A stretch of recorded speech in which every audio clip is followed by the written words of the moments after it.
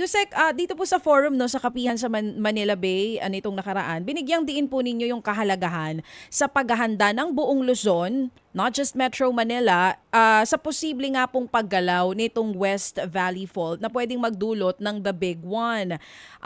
Sir, ito pong pangyayaring ito, Yusek, matagal nang nababanggit yung big one na yan, pero marami pa rin hindi seryoso o kulang po yung kaalaman. Sa tingin po ba ninyo, ano yung pinaka-critical na dapat maintindihan ng tao kapag binabanggit po yung banta ng West Valley Fault?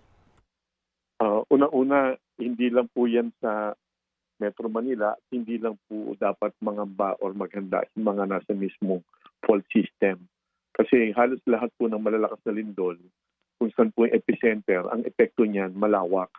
So kaya ho natin na kinukuha ang atensyon ng ating mga kababayan, halos sa buong Luzon dapat, upang maganda tayo. Kasi halimbawa, kahit naman taga Ilocos kayo or Cagayan, kung nasa Maynila kayo, dapat alam niyo din ang gagawin.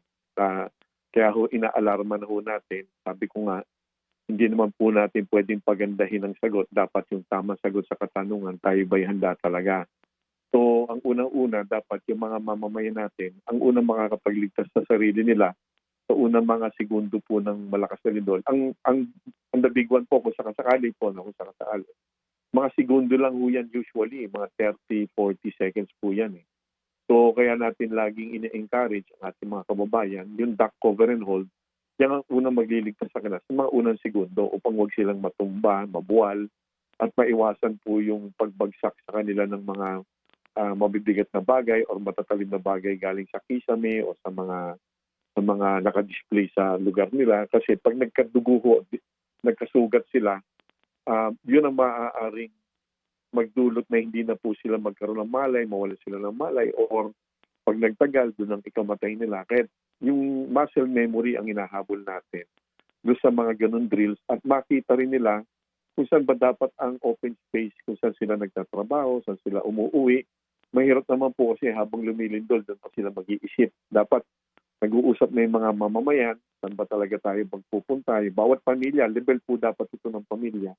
Saan sila tatakbo, saan sila mag-uusap-usap, paano nila bibilangin kung kompleto pa po sila. Yun yung hinahabol natin sana sa ating mga mamamayan. Subalit, kung pwede lang po natin ng pagtulungan, ito ang unang line of defense natin talaga. Yung pong mga struktura dapat maging tibay po talaga. Kasi kahit pinapaganda natin yung panawagan para sa duck cover and hold, kung naman nandun kayo sa loob ng bahay o gusali o opisina na siya namang maguguho, malilibing po kayong kumbaga naka-duck cover and hold. So, ang unang-una po talaga dapat nating pagtulong-tulungan bilang bansa, yung mahigpit na pagtupad o pagpapatupad at pagsunod doon sa mga panuntunan po ng building code, hinggil doon sa mga materyales, disenyo, at kung saan po itatayo yung mga struktura natin, lalo na po yung mga bahay. Oo. Yan po talaga nakikiusap tayo, nagre-request tayo, lalo na sa mga kasamahan po natin sa local government unit. Sila po yung nagbibigay po ng mga permit construction, occupancy permit. Hindi po tayo nakikipagsisihan. May panahon pa naman para higpitan to. At yung mga nakatayo na, yun ang malaking suliranin natin. Paano natin i-inspectin yun? So napakarami pong struktura.